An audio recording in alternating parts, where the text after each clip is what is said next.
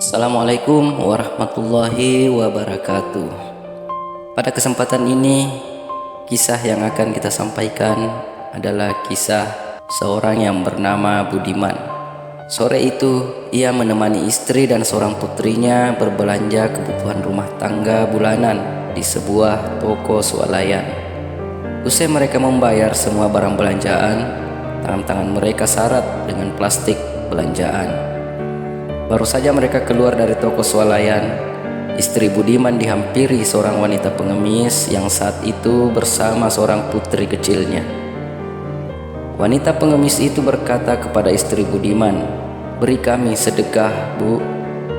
Istri Budiman kemudian membuka dompetnya, lalu ia menyodorkan selembar uang kertas berjumlah Rp1.000. Wanita pengemis itu lalu menerimanya.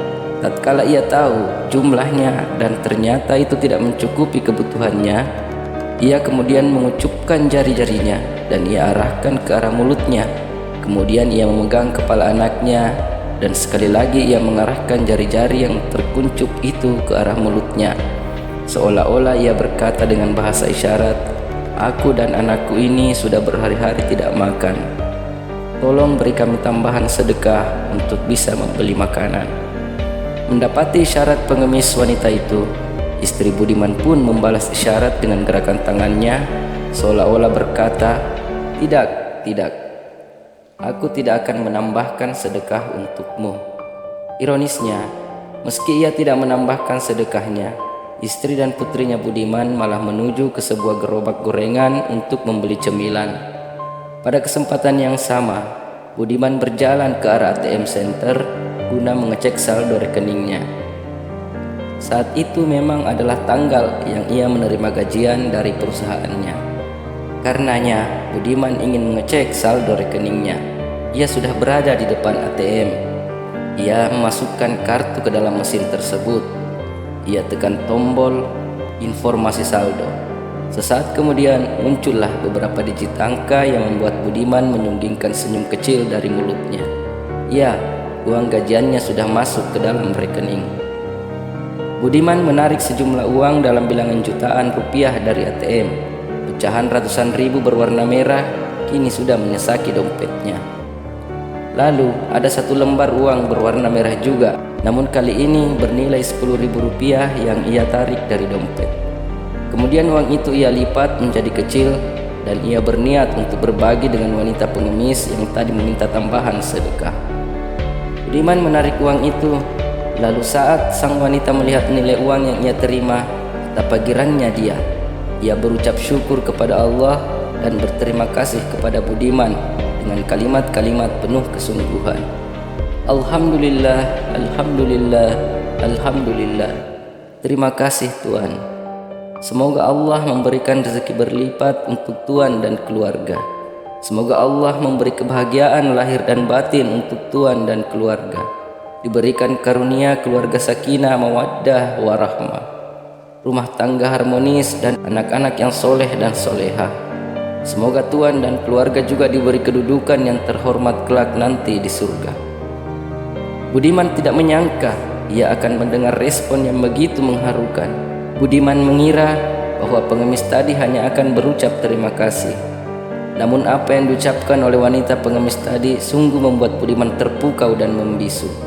Apalagi tatkala sekali lagi ia dengar wanita itu berkata kepada putri kecilnya, "Nak, Alhamdulillah, akhirnya kita bisa makan juga." Dek, hati Budiman tergedor dengan begitu kencang. Rupanya wanita tadi sungguh berharap tambahan sedekah agar ia dan putrinya bisa makan.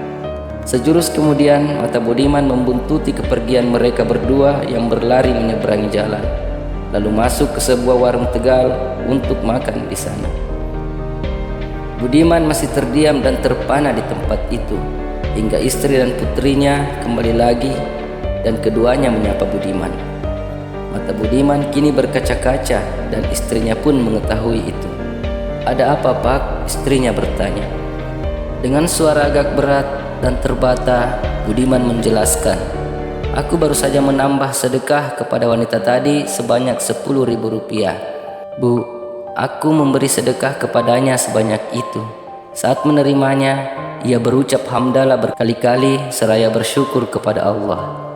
Tidak itu saja, ia mendoakan aku, mendoakan dirimu, anak-anak dan keluarga kita. Panjang sekali ia berdoa.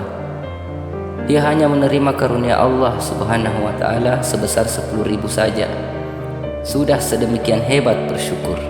Padahal aku sebelumnya melihat di ATM saat mengecek saldo, dan ternyata di sana ada sejumlah yang mungkin ratusan bahkan ribuan kali lipat dari 10.000 rupiah. Saat melihat saldo itu, aku hanya mengangguk-angguk dan tersenyum. Aku lupa bersyukur dan aku lupa berucap hamdalah.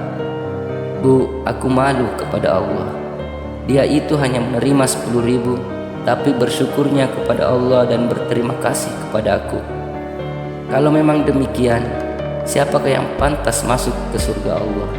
Apakah dia yang menerima 10.000 dengan rasa syukur yang luar biasa, ataukah aku yang menerima jumlah lebih banyak dari itu namun sedikit pun aku tak berucap hamdalah?